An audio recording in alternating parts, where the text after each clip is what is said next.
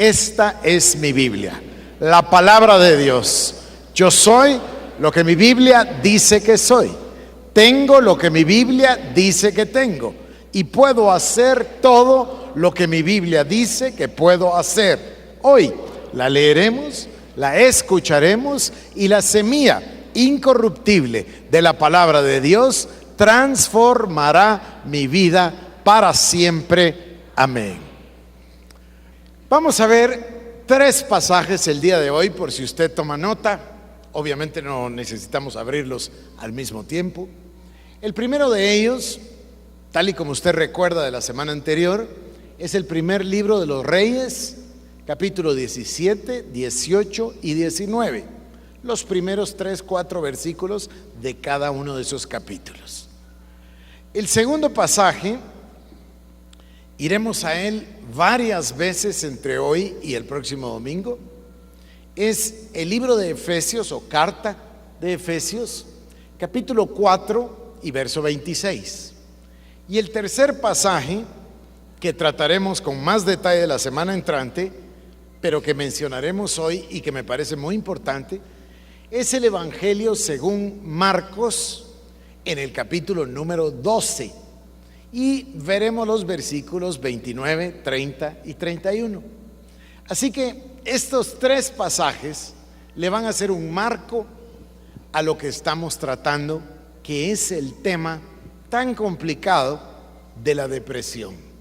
Estamos tratando de comprender qué es la depresión y estamos sobre todo el día de hoy empeñados en comprender cuáles son las causas o cuál es el origen de la depresión. Y por supuesto terminaremos el domingo próximo, como se los dije hace un momento, estudiando cómo podemos evitarla, erradicarla, evadirla de nuestras vidas. Así que comenzamos con un breve resumen del mensaje de la semana anterior.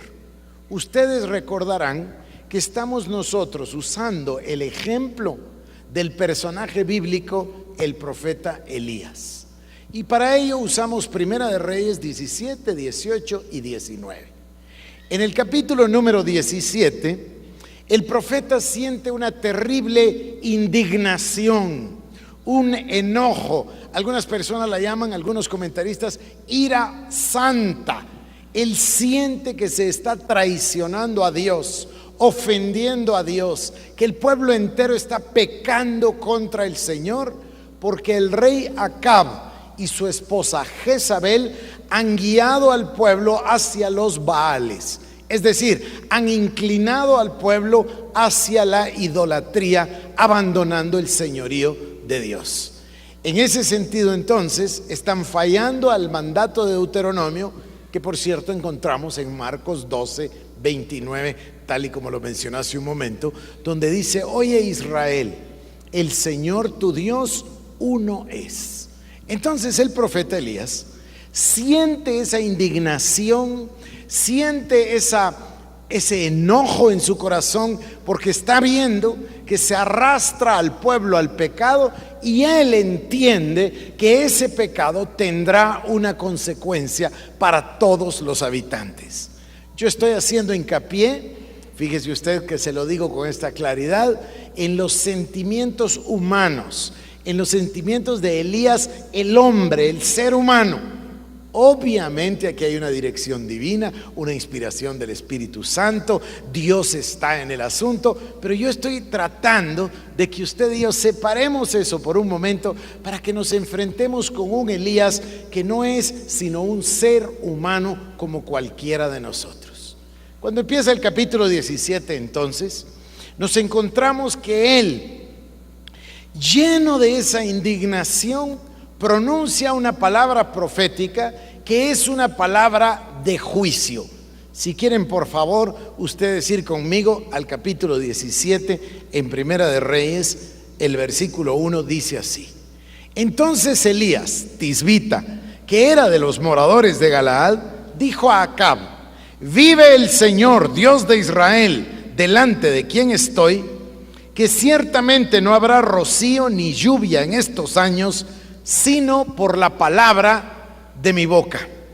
Quiere decir entonces que lleno de esa indignación, el profeta pone esta palabra que no es solo una palabra profética en el sentido de una profecía, es una palabra de juicio. A causa del pecado del pueblo no habrá ni lluvia ni rocío, sino conforme a mi palabra o a la palabra de mi boca, dice esta versión. En ese sentido entonces, Elías está mandando una sequía sobre el pueblo. Y todos nosotros comprendemos bien que cuando no llueve, cuando hay sequía, pues lo que va a haber tarde o temprano es una hambruna, es una falta de alimentos. Va a haber un serio problema, una consecuencia para todo el pueblo. En ese momento entonces nos encontramos con un hombre, con un profeta que está subiendo, por así decirlo, en un momento alto en su vida. Nos encontramos con un hombre que está pronunciando la palabra de Dios. Debe estar lleno de inspiración, debe estar lleno de fuerzas, debe estar lleno del Espíritu Santo, pero también es él, el ser humano, el que está reaccionando. Luego lo encontramos en el capítulo 18, en el verso número 1, lo vimos la semana anterior también. En este pasaje del capítulo 18 dice: sucedió después de muchos días, la palabra del Señor vino a Elías en el tercer año. 3 años de sequía. Hay una hambruna en toda la tierra. Ya ahora están viviendo la consecuencia de la palabra del profeta. El rey Acab ha estado buscando a Elías por todas partes sin poderlo encontrar, porque el rey culpa al profeta de lo que le está pasando al pueblo. Así que viene la palabra del Señor y le dice: ve, muéstrate a Acab y enviaré lluvia sobre la faz de la tierra. Y Elías fue a mostrarse a Acab, y el hambre era intensa en Samaria. Y Acab llamó a Abdías, que era mayordomo de la casa. Y Abdías temía en gran manera al Señor, pues sucedió que cuando Jezabel destruyó a los profetas del Señor, Abdías tomó a 100 profetas y los escondió de 50 en 50 en una cueva y los sustentó con pan y agua. Total, nos muestra el pasaje que Acab aparece en la presencia del profeta Elías, y Acab culpa a Elías de lo que está pasando en el verso 17. Acab le dijo: ¿eres tú el que turba a Israel? Y él le respondió: yo no he turbado a Israel, sino tú y la casa de tu padre, porque habéis abandonado los mandatos del Señor y habéis seguido a los Baales. Ahora pues, envía a reunir conmigo a todo Israel en la cima del monte Carmelo. No voy a volver a leer esto, puesto que ustedes recuerdan que lo tratamos la semana pasada.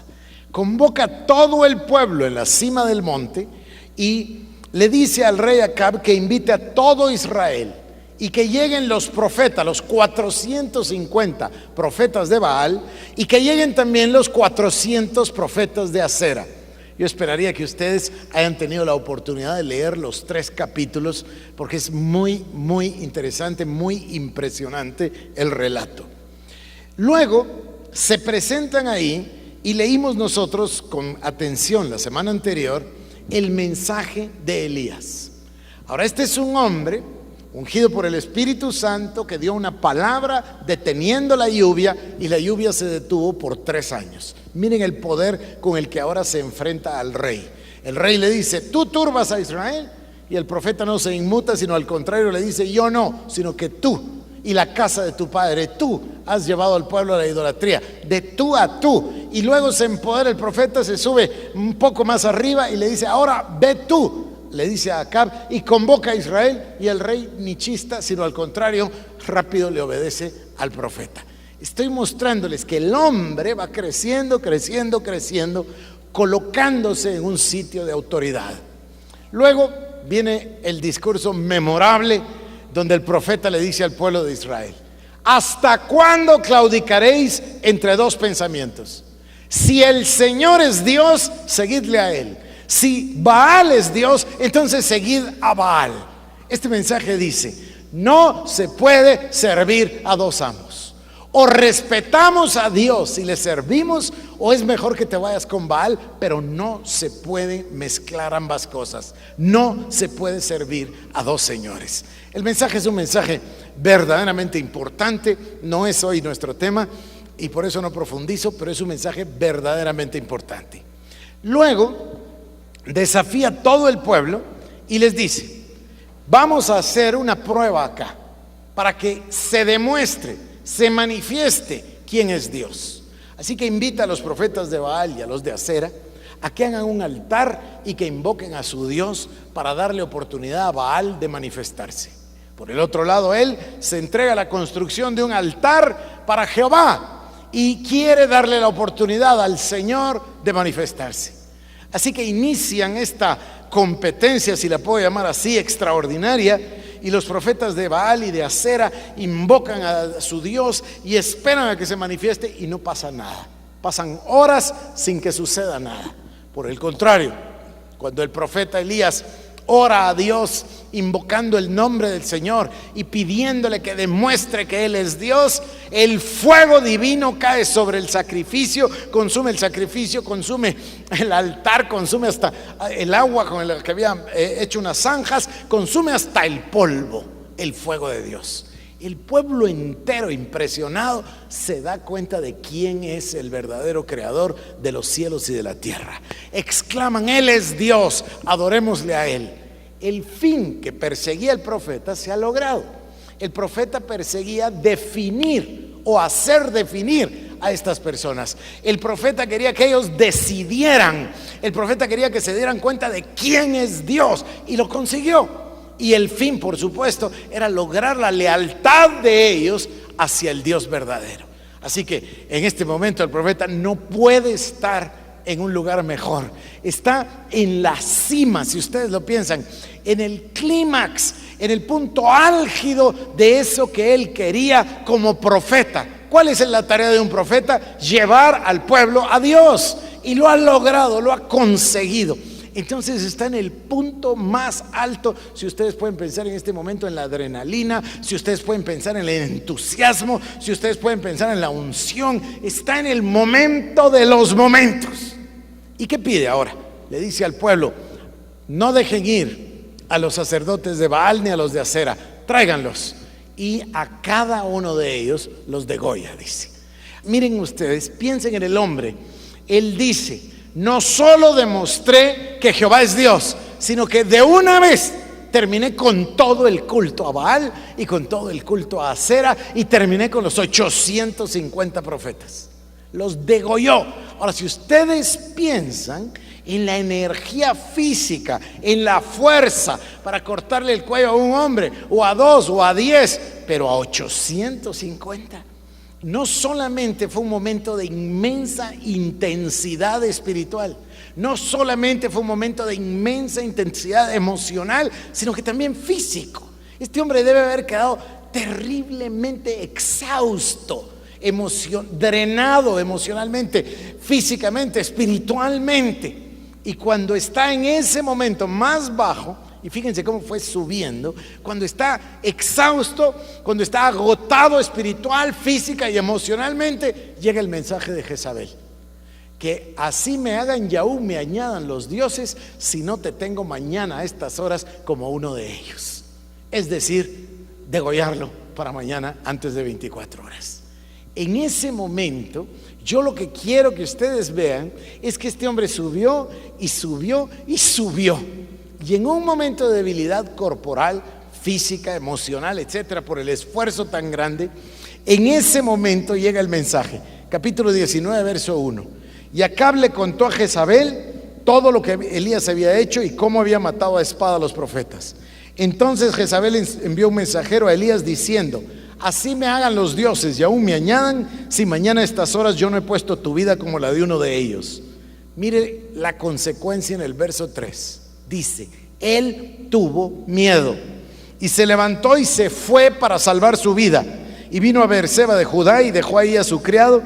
Anduvo por el desierto un día de camino y vino y se sentó bajo un enebro, pidió morirse y le dijo: basta ya, Señor, toma mi vida, porque yo no soy mejor que mis padres. Yo he tomado la vida del profeta Elías intencionalmente para mostrarles a ustedes estos enormes cambios de ánimo, de un lugar de empoderamiento a un lugar superior, hasta el punto álgido, ha logrado toda la misión, la visión de su vida, el objetivo, todo lo ha cumplido. Y erradica el culto de Acera y el culto de Baal que había organizado Jezabel. Y en ese momento viene el mensaje de Jezabel. Es interesante, porque muchas veces el ataque, el dardo de fuego del maligno viene justo en el momento donde estamos más débiles. Esa es quizás una de las enseñanzas, una nada más. Luego que llega el mensaje, él siente miedo.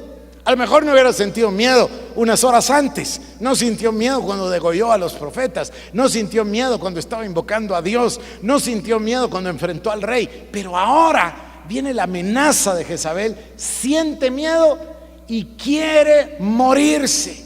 Es interesante, porque después del temor viene la actitud suicida. Y no solamente, sino que ora a Dios y le dice: Señor, toma mi vida, porque no soy mejor que mis padres. Al propio Dios le está pidiendo que se lo lleve. Y vamos a escuchar además otra frase interesante, donde él dice una y otra vez, se los voy a leer mejor, quería decirlo, pero no solo lo voy a decir, lo voy a leer. Dice, donde él le dijo a Dios, verso 10: he tenido mucho celo por el Señor Dios de los ejércitos, porque los hijos de Israel han abandonado tu pacto, han derribado tus altares y han matado a espada a tus profetas. He quedado yo solo y buscan mi vida para matarme. Quiere decir que él en ese momento ya se siente el único, se siente solo, quiere morirse, piensa que lo quieren matar, bueno, piensa no, sabe que lo quieren matar y está incluso con tendencias suicidas. En el verso 14 vuelve a hablarle el Señor y él vuelve a responder. ¿Y qué responde? Lo mismo. He tenido mucho celo por el Señor Dios de los ejércitos, porque los hijos de Israel han abandonado tu pacto, han derribado tus altares y han matado a espada a tus profetas. He quedado yo solo y buscan mi vida para quitármela. Ahora piense usted que al principio del capítulo 18 Abdías le comentó que había guardado a 100 profetas del Señor, de 50 en 50, pero el otro ni cuenta se ha dado. Esto es típico de la depresión, se lo voy a mostrar en un momento. Ya él está pensando que él es el único que queda. Solo yo he quedado. Muestra su indignamiento, ¿cómo se dice? Es lo indignado que está. Dice: yo soy el único que tiene celo por Dios. Y ya no queda nadie, solo yo. Y por eso están tratando de matarme. Casi culpa a Dios y le dice: a propósito, mátame, total soy el último que te queda. Es una cosa interesante. Ahora, ¿por qué estamos haciendo esto? Estamos haciendo esto con el objetivo de ver en la palabra del Señor un caso de un ser humano que todos apreciamos, que se llama Elías, el profeta, extraordinario, un hombre que tenemos que ponerlo al lado de Abraham y de Moisés, al lado de Pablo y Eliseo, al lado de Isaías, uno de esos personajes extraordinarios de la Biblia, tan extraordinario que Dios no permite ni siquiera que muera, sino que se lo lleva con él. Pero un hombre al fin, con pasiones semejantes a las nuestras, con emociones, con alma, con sentimientos. Y en esos sentimientos, en esas emociones, en el alma del ser humano es donde se produce este flagelo que llamamos depresión. Ahora quisiera hablarles brevemente de los síntomas de la depresión, de los niveles del pesar, y quisiera hablarles del origen de la depresión. Comencemos por los síntomas. Hay 5 síntomas marcados. El primero, caracterizado por palabras como la tristeza, el rechazo, la melancolía, el desaliento, el desánimo. La primera fase. La segunda, que tiene que ver con aquellos pensamientos que producen dolor, la conmiseración, la lástima de sí mismo, la destrucción sistemática de la autoestima por la misma persona. Cada uno, o una persona en particular, hablando mal de sí mismo, hablando mal de su propia obra, hablando mal de lo que ha hecho, hablando mal, destruyendo su propia autoestima. En el primer nivel hablaríamos de tristeza y melancolía. Aquí ya estamos hablando de unos pensamientos que producen destrucción. En el tercer paso, los síntomas físicos. Esas personas que se ven tristes, que perdieron la energía, que quieren quedarse en una habitación a oscuras, que no quieren salir de su cama, que no tienen fuerzas para vestirse, personas que vemos que ya están en bata todo el día, de una noche, hasta la otra noche, que no tienen fuerzas ya ni para vestirse, hombres para rasurarse, etcétera. En el número 4, la ansiedad, la agitación, la irritabilidad, los ataques de pánico, la ira frecuente. Y en el último punto, el perder contacto con la realidad, vivir ya en un mundo engañado. Y fíjense ustedes que Elías ya muestra bastantes de estos síntomas. En un punto determinado, él está sintiéndose solo, ya no está viendo la realidad, ya perdió contacto con la realidad, ya está con tendencias suicidas, ya pasó la ansiedad, la melancolía, en fin, vemos muchos de estos síntomas. Antes de seguir, pasemos nosotros al tema del pesar. ¿Qué es el pesar?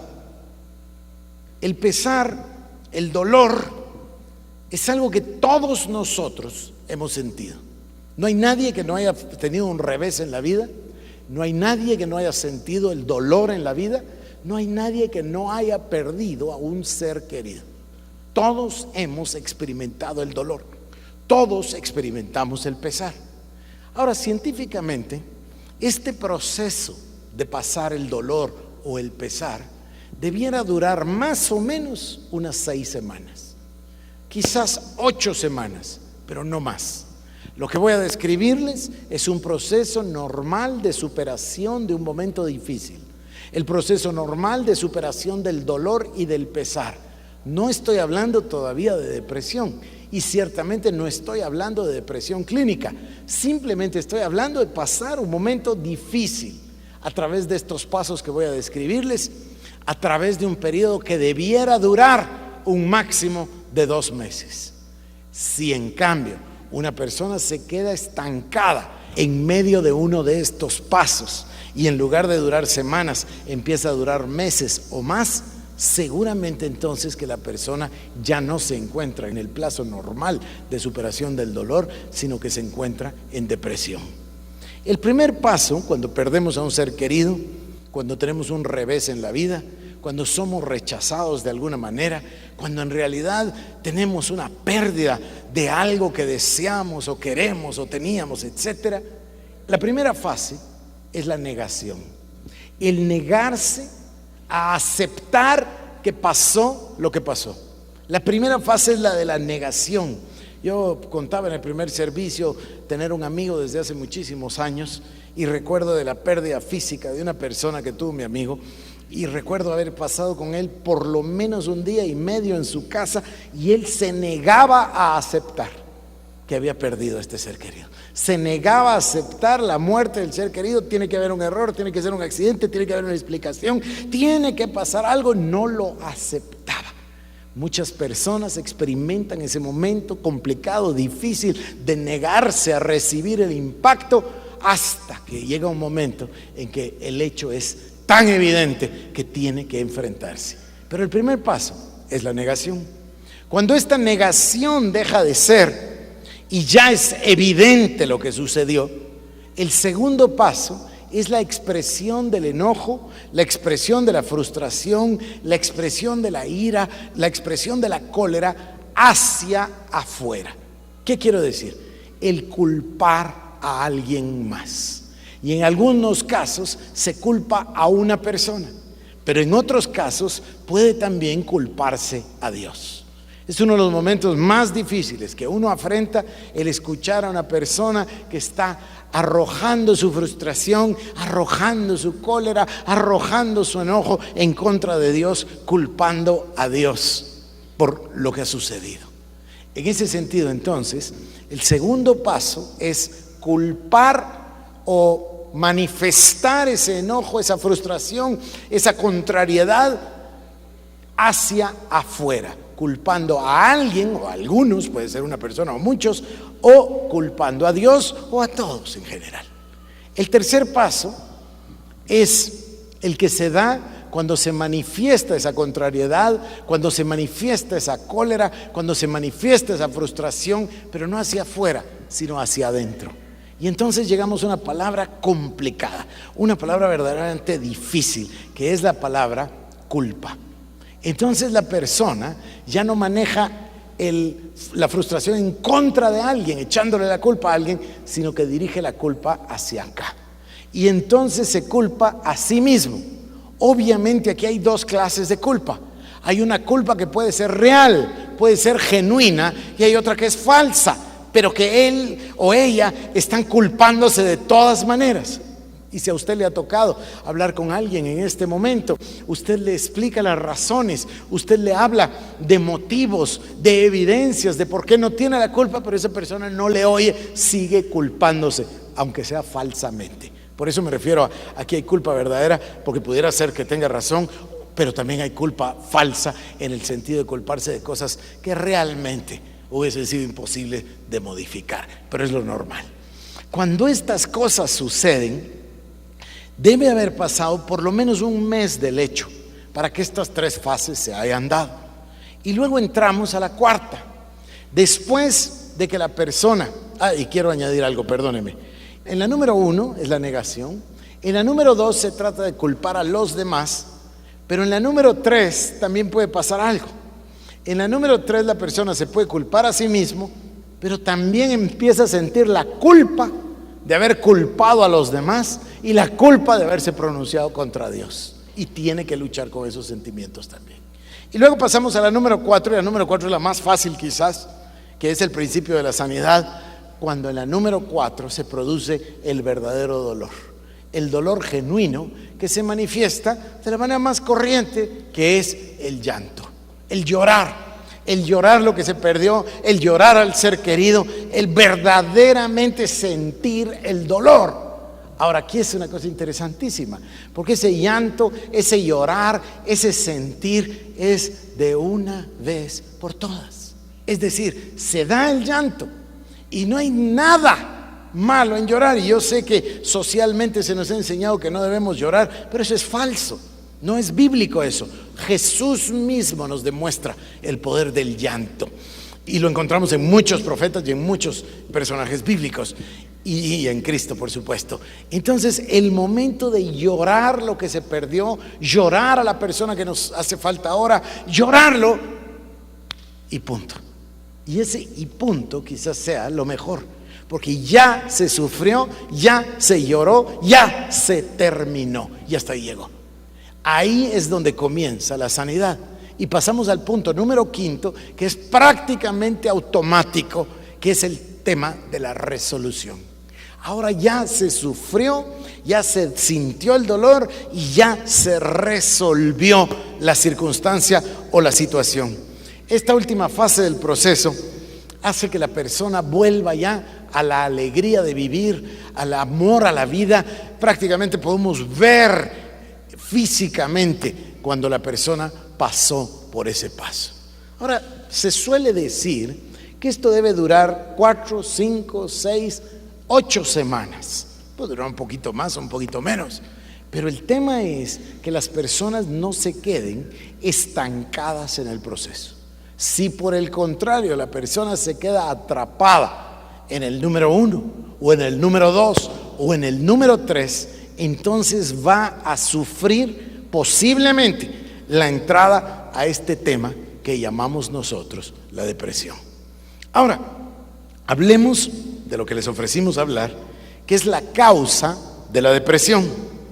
Las raíces de la depresión son raíces verdaderamente profundas.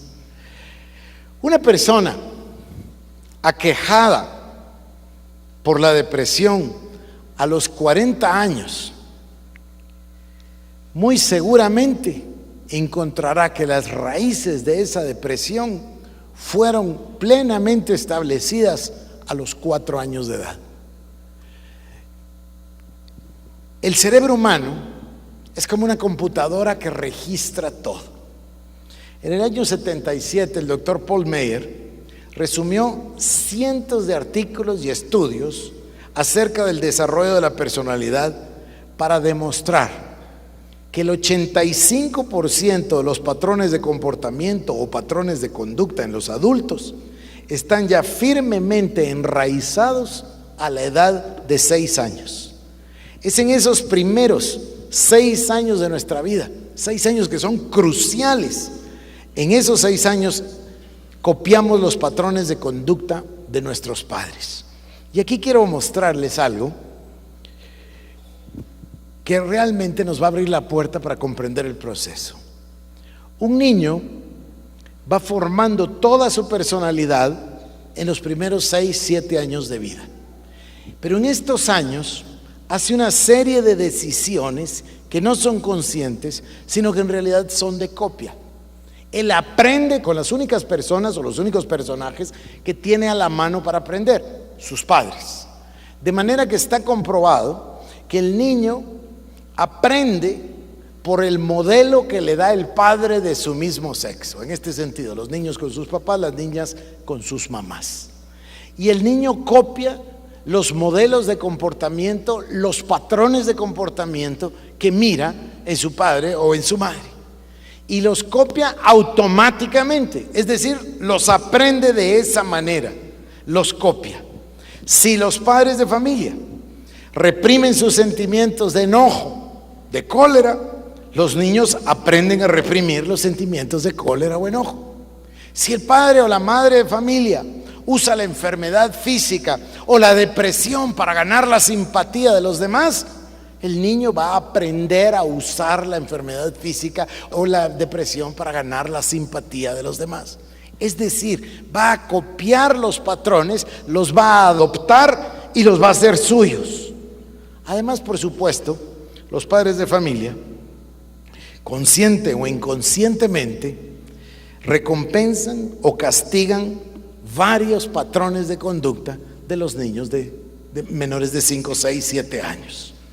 Ahora, los padres tratan de moldear a sus hijos de acuerdo a sus ideales, seguramente con muy buenas intenciones, pero con mucha ignorancia y con prácticamente cero de técnica. Los niños de 2 y 3 años, por ejemplo, están permanentemente conscientes de sus sentimientos de enojo, de sus sentimientos de frustración, de sus sentimientos de cólera, y tratan de expresarlos. De esa forma, un niño pequeñito de 2 años, 3 años, que ya está plenamente consciente de cuando siente alegría, de cuando siente tristeza, de cuando siente frustración o cólera, manifiesta su enojo. Y los padres de familia actúan con respecto a ese enojo. Ahora, es interesantísimo que yo he estado involucrado estos últimos 7, 8 años, 9 en el tema de la cultura, y pongo especial atención en tratar de entender los patrones culturales, el lenguaje. El lenguaje es el transmisor número 1 en el sentido de la cultura, el indicador número 1, y trato de entenderlo. Y me doy cuenta de las diferencias que existen en una cultura y otra, en una nacionalidad y otra, en un continente y otro. Y me llama la atención, por ejemplo, en Estados Unidos, cómo las personas racionalizan mucho más todas las cosas y su lenguaje muestra esa racionalización. Mientras que nosotros, los latinos, somos tremendamente emotivos, emocionales, poco racionales, sino más bien explosivos en el sentido exclusivo de las emociones. Esto nos lleva a reaccionar de una manera totalmente diferente. Voy a ponerles un ejemplo.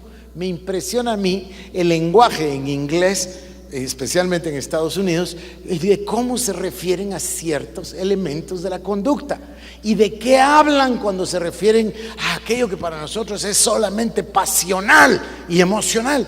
Pero ellos usan expresiones como esta. Me divierte, esta expresión es común en Estados Unidos: anger management. Eso significa gerencia de la cólera, administración del enojo. A nosotros eso nos parece una cosa foránea, una cosa totalmente alejada. ¿Quién está pensando en administrar la cólera? Yo solo quiero darle una trompada, no administrar nada. ¿Me entiende? ¿Qué es eso de gerenciar la frustración? Sin embargo, es una racionalización que implica haber aprendido a ventilar los sentimientos y las emociones. implica el poder manifestarlo o expresarlo. Hablemos ahora de un niño de 2 años o de 3. El niño ya está plenamente consciente de lo que siente. Está plenamente consciente de la emoción que tiene. Tiene enojo, tiene frustración, tiene cólera y necesita hacer algo con eso que siente. Necesita trabajar esa emoción. Y si se encuentra un padre que le enseña a tratar, le enseña a manifestar, le enseña a expresar lo que siente, le enseña a racionalizarlo y le enseña a ventilarlo, tendría un tremendo éxito. Pero lamentablemente eso no sucede. La verdad es que el niño no tiene por dónde sacar el sentimiento y lo saca por lo que los guatemaltecos coloquialmente llamamos un berrinche. Y cuando hace un berrinche y hace una pataleta, ¿qué es lo que viene detrás? Viene un castigo. Entonces piensen ustedes, cada vez que se presenta este sentimiento, ya viene el castigo. No hay manera de expresarlo, no hay manera de manifestarlo, no hay manera de platicarlo. La única manera es sacar con violencia el enojo y ahí viene el castigo. Por el otro lado hay una recompensa cuando no sucede esto. Entonces el acondicionamiento se da. Y el niño aprende perfectamente que lo que debe hacer es reprimir o esconder ese sentimiento. Y lo aprende a manejar y lo aprende a reprimir. Esa palabra reprimir nos va a servir mucho, por cierto, hoy y la semana próxima. Entonces, si un niño tuviera la oportunidad de ser educado para poder manejar esos sentimientos, podría manejarlos. Pero encima vamos creciendo y llegamos a la iglesia. Y la iglesia tampoco nos ayuda. Porque la iglesia nos enseña que hay unos sentimientos que no son de Dios. Y que la cólera, y que la ira, y que el enojo no son de Dios. Y que no deberíamos sentir eso. ¿Y cómo vamos a hacer para no sentirlo si lo sentimos? ¿Cómo vamos a hacer para decir que no existe si la verdad es que sí está ahí adentro? Entonces hay que reprimirlo. Lo cual, por cierto, es erróneo, ¿verdad? No es lo que Dios dice. Efesios 4:26, se recuerdan que lo citamos, dice de esta manera: airaos, pero no pequéis. Y nos da el mayor de los remedios, adelantándome en mi mensaje, cuando dice que no se ponga el sol sobre tu enojo. Fíjense ustedes que la forma del verbo airaos, en el original y en castellano, en la versión que usamos, es un imperativo. Airaos. No dice si quieres, enójate. Si quieres, moléstate. Dice abiertamente, airaos. Puedes hacerlo, hazlo. Eso sí, no peques. Y que no se ponga el sol. Es decir, ese enojo, esa molestia, esa frustración, esa contrariedad no debe durar más de mediodía. Pues asumiendo que se enojaron desde la mañana. ¿Está bien? Entonces, que no se ponga el sol sobre tu enojo. Ahí es donde está el secreto. Ahora, ¿cuál es el opuesto al mandato bíblico? El opuesto es esto: ya me enojé, estoy airado y me voy a dormir airado. Y mañana me voy a levantar peor. Y pasado mañana, ¿saben qué? Peor aún. Y a la semana voy a estar ya bien enojado. ¿Y quién es el que se daña? Uno mismo. Ese niño de 3, 4 años que no aprendió a manejarlo, sino que aprendió a reprimirlo por miedo, por temor, por la reacción, aprendió a guardarlo. Este es un tema que no se trata, este es un tema que no se explica, este es un tema del que no se habla. Y luego va a la iglesia y el reforzamiento es: tienes que ser perfecto, y eso de la ira y la cólera no vale. Entonces, ¿qué pasa? Hay una represión. Y entonces ese hombre cumple, voy a decir, 35, 40 años, lo que quieran, y un buen día su superior le quita el empleo y pierde su empleo. A lo mejor había trabajado mucho tiempo, a lo mejor lo había hecho con mucha diligencia, y ahora pierde su trabajo. ¿Qué es lo que le dice la parte interna? Dice: no puedes manifestar la cólera, hay que reprimirla. Esto es inconsciente totalmente, ni lo piensa, pero no se le ocurre que puede hacer nada más que irse a dormir igual que cuando tenía 3 años, con esto adentro, reprimido. Y entonces es el opuesto a airaos pero no pequéis, porque entonces empieza a sentir resentimiento. Y hablamos de la negación. Después le echa la culpa a su superior, o le echa la culpa a la esposa, o le echa la culpa al vecino, o a sus inferiores, lo que sea, le echa la culpa a algo, o le echa la culpa a Dios. ¿Dónde estaba Dios? Uf, cuántas veces he oído yo eso. ¿Dónde estaba Dios cuando a mí me estaban haciendo esa injusticia? Y entonces culpa y mantiene un resentimiento y mantiene un rencor, casi inconscientemente. ¿Qué es lo que pasa con esa persona? Estamos hablando de las causas de la depresión. Esa persona mantiene el resentimiento y mantiene el rencor allá adentro. No es consciente, quizás no lo ha racionalizado y ha dicho fulano de tal a tal hora, no, pero lo tiene ahí. Me quitaron la oportunidad, me quitaron mi futuro, me frenaron, yo iba a lograr tal cosa. Ahora, y aquí entran dos temas. Aquí entra lo que tiene que ver con la realidad, que es evidencia, y entra lo que tiene que ver con las percepciones. Aquí la persona se imaginó que le iban a dar un aumento, se imaginó que le iban a dar una promoción, se imaginó que le estaban haciendo cara de que él iba a ser el próximo gerente, se imaginó un montón de cosas que a lo mejor no tienen nada de evidencia fáctica. Comentaba de nosotros, de un aspecto cultural nuestro guatemalteco, y es la poca profundidad. Somos sumamente superficiales. Si ustedes miran, creemos cualquier cosa, no exigimos evidencia. Leemos en un periódico que dice que don fulano hizo tal cosa y lo damos por un hecho. Y leemos el periódico al día siguiente y 3 periodistas también lo dieron como un hecho y ahora ya lo propagan como que si fuese un hecho y nadie se tomó el trabajo de ir a averiguar si había alguna evidencia, si había alguna prueba. Somos fantásticos para el dicen que. Dicen que tal cosa, pero ¿quién dice? ¿Y cuál es la prueba? ¿Y cuál es la evidencia? Pero dicen. Así lo hacemos. Somos muy superficiales, no somos evidentes. No ponemos nuestro interés en la veracidad, en la precisión. Pero sigamos.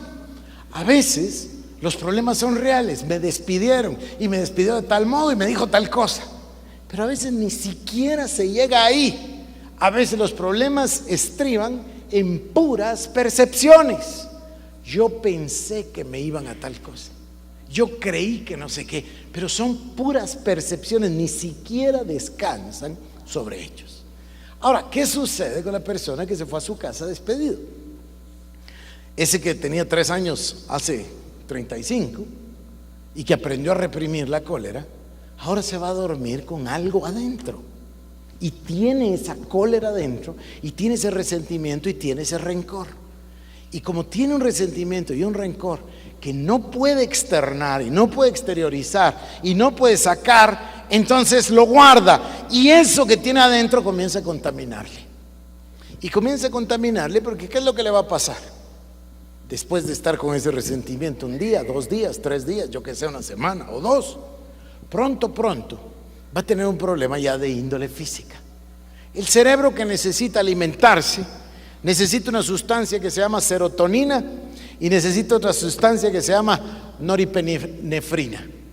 Y el cerebro ahora no las encuentra porque el cuerpo no las está segregando. Todo lo contrario, las glándulas están segregando otro tipo de sustancia que lo está contaminando en lugar de ayudarlo. Pronto se empiezan a notar los síntomas físicos. Ahora tiene insomnio, no duerme bien, se despierta muchas veces, no come bien, pierde el apetito, está irritable, enojado todo el tiempo, tiene ansiedad, etcétera. Hay muchas otras posibilidades de síntomas. ¿Qué es lo que pasa con esta persona? Esta persona está demostrando que tiene lo que origina o causa la depresión. Miren, esta no es la única causa, pero es la causa más recurrente. ¿Y cuál es la causa de la depresión? Es la ira reprimida.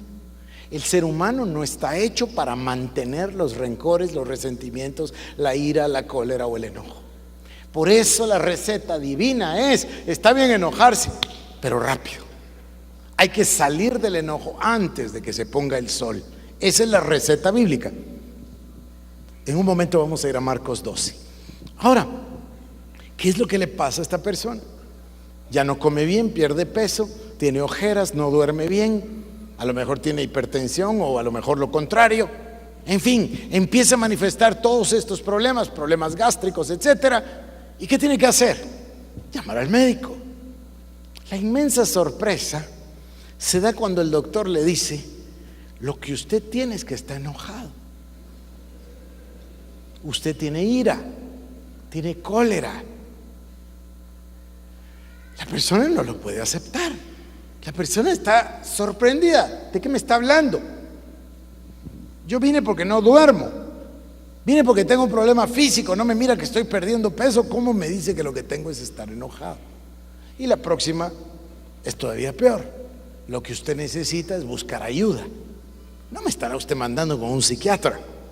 No estará usted sugiriendo que yo estoy mal de la cabeza. Bueno, más o menos. En el sentido siguiente: necesita ayuda para salir de ahí. Necesita ayuda para ventilar esos sentimientos negativos que a lo mejor están tan adentro que ni siquiera los reconoce. Ese es el origen de la depresión. Una ira guardada, una ira reprimida. Ahora, no es la única causa. La semana entrante espero, con la ayuda de Dios, que toquemos el tema de la autoestima o la falta de, que toquemos el tema de la falta de intimidad con los demás, que toquemos el tema de la falta de intimidad con Dios. Si regresamos por un momento al primer libro de los Reyes, ¿qué es lo primero que hace Dios con el profeta? Manda al ángel del Señor que le cocina una torta y le da una vasija con agua para comer y beber físicamente, para darle fuerzas. Después, ¿qué encontramos? Que Dios se toma el trabajo de visitar al profeta y lo visita en persona. Y hay un terremoto y Dios no está en el terremoto. Y hay un fuego y Dios no está en el fuego. Y Dios está en el silbido apacible y habla con él y lo oye.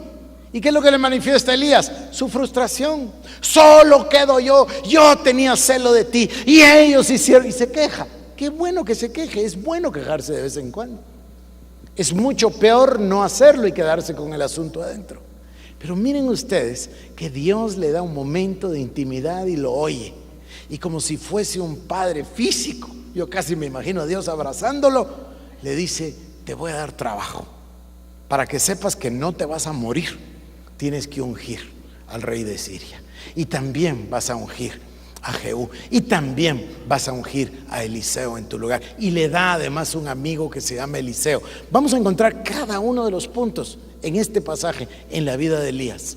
Lo que necesita una persona para salir de ahí. Siempre se necesita la intimidad con Dios. Siempre se necesita de un amigo o más de uno con quien uno puede expresarlo, con quien puede uno abrirse y ventilar esos sentimientos. Y por supuesto, siempre se necesita la construcción de la autoestima.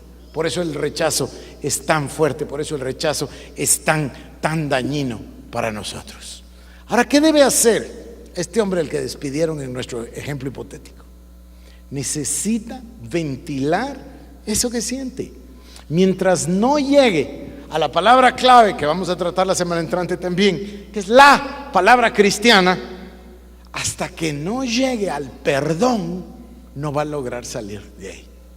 Tiene que llegar al momento de un perdón verdadero.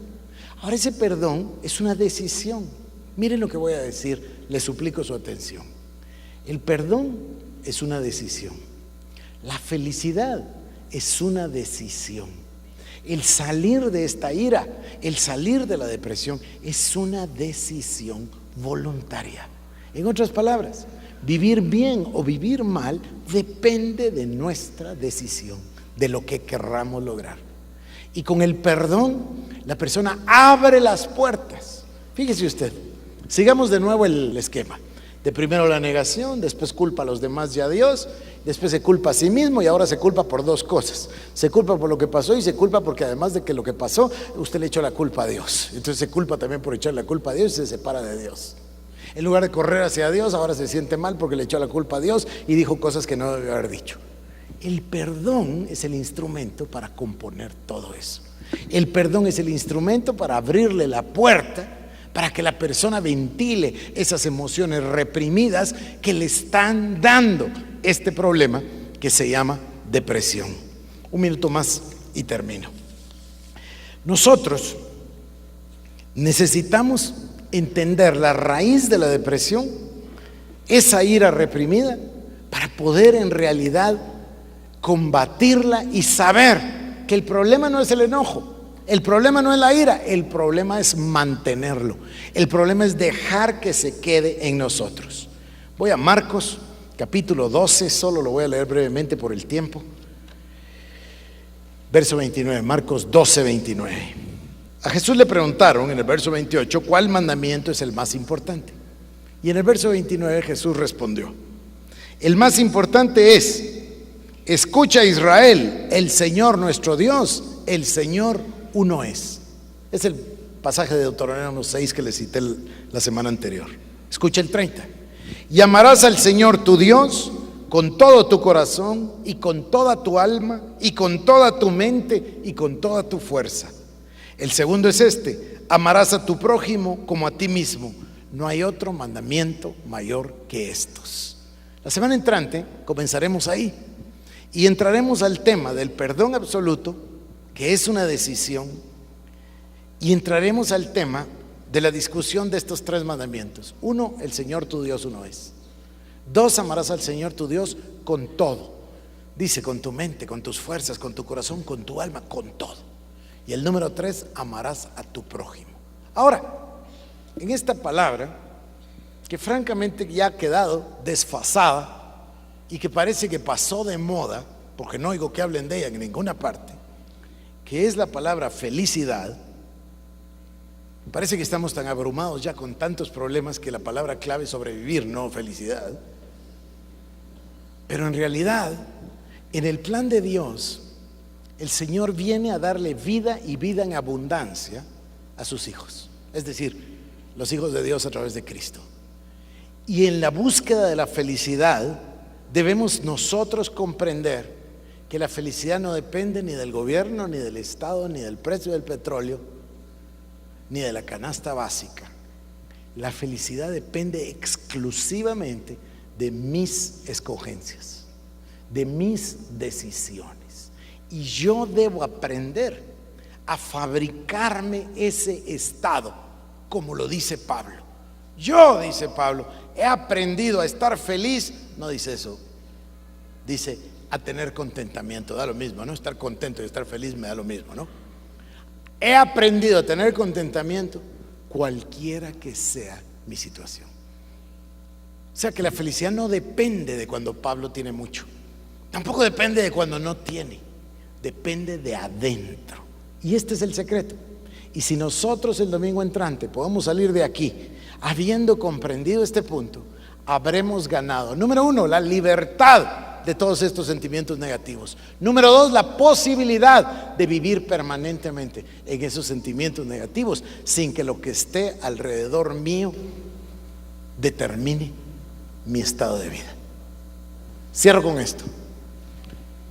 Dice la secretaria, la que fue secretaria por tantos años de Kathryn Kuhlman, que Kathryn Kuhlman parecía tener un enemigo, un periodista que la acosaba.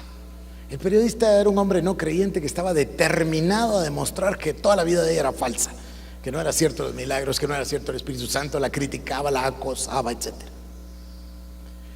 Y la secretaria cuenta esta anécdota. Un día el periodista pidió una cita para entrevistarla. Ella dijo, ¿cómo le vamos a dar una entrevista a este? Por supuesto que no. Pero su costumbre era preguntarle todo a Kathryn Kuhlman. Así que fue con ella y le dijo, dentro de todas sus cosas de la agenda, dijo, fulano de tal, el periodista, pidió una cita contigo. Yo pensé que, y cuando ella iba a decir, yo pensé que no debemos dársela, ella dice, dásela. La secretaria se sorprende y le dice, ¿y para qué podrías tú querer hablar con ese individuo que te ha hecho A, B, C, D, F, G? Y Kathryn Kuhlman contesta, hagamos de caso que nunca hizo A, B, C, D, E, F, G, y dale la cita. Esa anécdota quizás sea la esencia de lo que estoy tratando de decir. Si nosotros vivimos a merced de lo que nos hacen los problemas, bueno, para empezar no vamos a vivir. Y para continuar, que alguien que lo hizo con intención o sin intención determine nuestro estado de vida. Pero nosotros tenemos libre albedrío, tenemos voluntad, tenemos capacidad volitiva, y eso nos lo dio Dios para que usted y yo decidamos cómo vamos a vivir.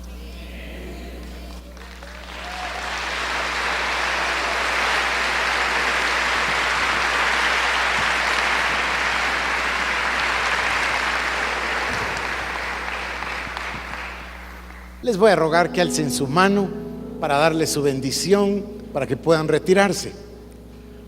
Pero alcen sus manos al cielo y que la bendición del Dios Todopoderoso, Padre, Hijo y Espíritu Santo, descienda sobre cada uno de vosotros y bendiga todo tu ser por completo, espíritu, alma y cuerpo. Y te guarde el Señor irreprensible hasta la venida de Cristo. Que la bendición de Dios se manifieste en ti y en los tuyos, en la forma de protección divina, en la forma de salud divina, en la forma de provisión divina, en el santo nombre de Jesús. Amén.